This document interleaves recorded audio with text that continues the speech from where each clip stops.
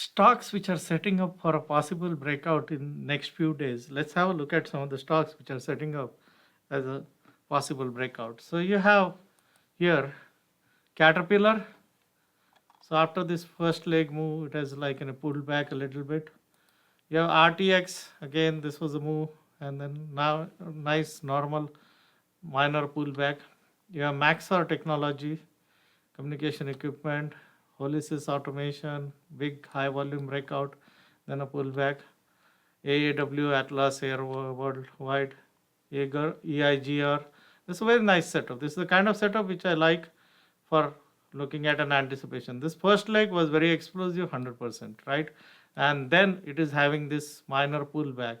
And from here, if it breaks out many times, these kind of things, which is like a high tide flag kind of a situation, they can really go and make big moves.